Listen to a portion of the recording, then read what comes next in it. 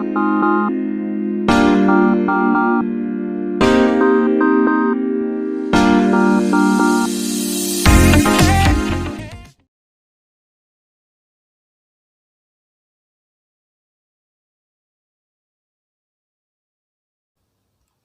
kamu bilang, Mas?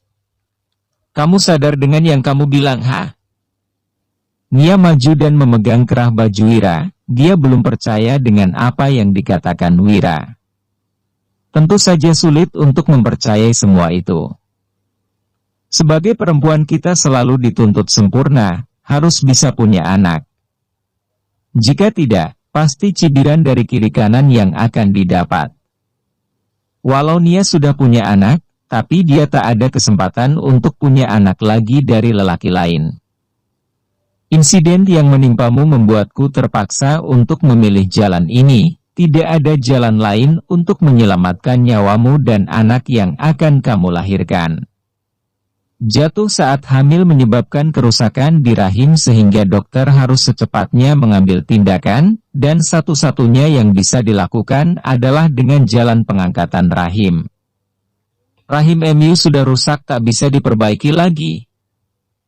Kata-kata itu bagai hujaman belati di jantung Nia. Wanita itu luruh ke lantai, menangis sejadi-jadinya dengan tangisan yang menyayat hati. Wira hanya bisa mendekatinya dan menguatkan hatinya. Sudahlah Nia, semua sudah terjadi. Kamu harus bersyukur, paling tidak nyawamu masih terselamatkan, walau kamu harus menebusnya dengan amat mahal. Rahim adalah anugerah untuk wanita, sebagai bagian pelengkap hidupnya untuk membuktikan bahwa kita adalah wanita yang sempurna. Tapi mengapa jadi begini, Mas? Mas, aku mohon, jangan tinggalkan aku, Mas. Aku tak tahu harus bagaimana lagi, hidupku sudah hancur sehancur-hancurnya. Siapa lagi lelaki yang sudi menerimaku dengan keadaan yang seperti ini, tidak sempurna. Nia cukup menyesali apa yang terjadi kepadanya, mungkin ini adalah karma karena dia sudah menyakiti sesama wanita, seorang istri dan membuat seorang anak kehilangan bapaknya. Bahkan yang paling jahat dia telah menipu Wira. Wira terdiam, untuk sesaat tak ada kata yang bisa keluar dari mulutnya.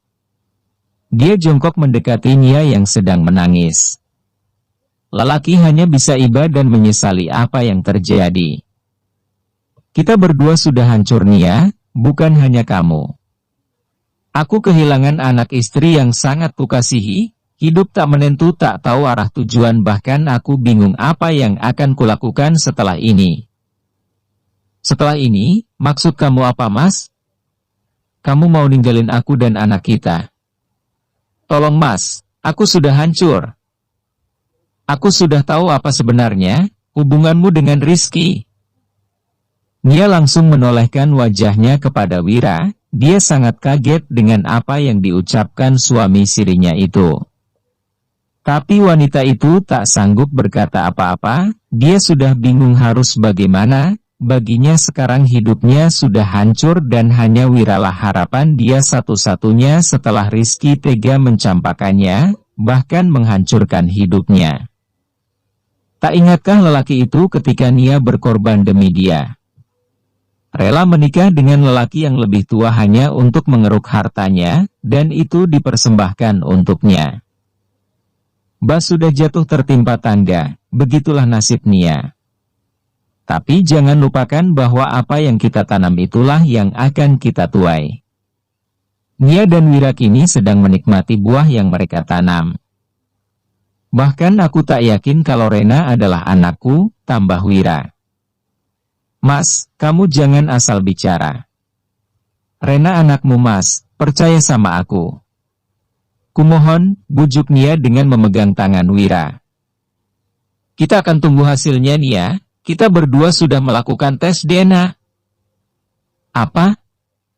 Tanpa sepengetahuanku kalian melakukan tes DNA? Benar-benar brengska kalian berdua. Kalian sudah menghancurkanku, kurang apa lagi, ha? Nia seperti kesetanan, dia menangis meraung-raung dan mencoba menyerang Wira. memukul, menendang, mencakar bahkan menggigitnya. Sementara lelaki itu tak membalas, dia hanya bisa meringis menahan serangan Nia yang membabi buta. Dia tak ingin jika sekali pukul saja nanti wanita itu bisa melaporkannya ke polisi. Hingga akhirnya Wira tak tahan dan cukup Nia, bentakan itu keluar, disusul dengan keadaan Nia yang nafasnya tak teratur, lelah karena kehabisan tenaga menyerang Wira. Jangan sampai aku kasar padamu, cukup. Nia menghentikan pukulannya dan yang bisa dia lakukan hanya menangis dan menangis. Wira yang tak tahan, dia ingin pergi keluar rumah sekedar mendinginkan suasana hatinya.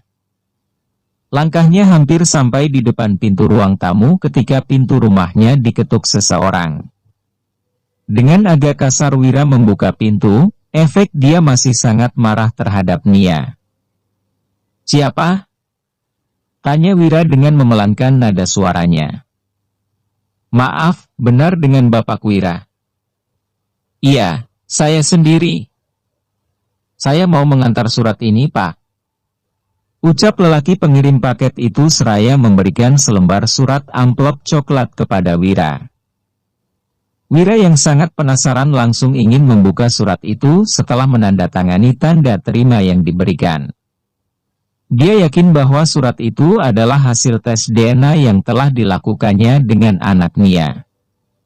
Tangan Wira gemetar, sebenarnya dalam lubuk hatinya yang paling dalam dia masih berharap bahwa Rena adalah anaknya. Semua yang terjadi bukan salah bayi suci tak berdosa itu, bagaimanapun dia adalah lelaki pertama yang melihat Rena bahkan mengadzaninya dengan penuh haru. Setelah membuka amplop itu, tak kuasa dia menahan air mata. Tubuhnya luruh seketika ke lantai. Dosa masa lalu kembali menari-nari di pelupuk mata. Ingatannya kembali saat dia menyia-nyiakan Zehan, anak semata wayangnya.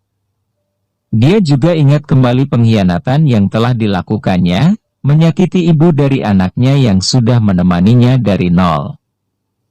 Oh Tuhan, beginikah rasanya dikhianati, beginikah rasanya orang yang kita cintai ternyata berdusta. Seperti inikah yang dulu dirasakan Arini ketika aku berkhianat? Setelah memikirkan Arini, sesaat kemudian ingatannya kembali pada Rena. Sosok kecil yang mampu memikat hatinya, sosok kecil di mana suara pertama yang didengarnya adalah suara Wira. Sebenarnya Wira sangat menyayangi bayi mungil tak berdosa itu, sekarang melihat kenyataan kalau dia ternyata bukan anaknya membuat Wira kembali terpuruk.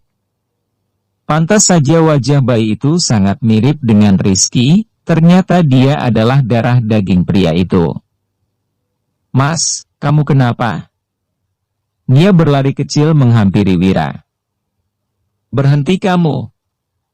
Jangan berani mendekatiku lagi," bentak Wira yang kemudian melemparkan hasil tes DNA ke muka Nia. "Gak Mas, ini pasti ada yang salah.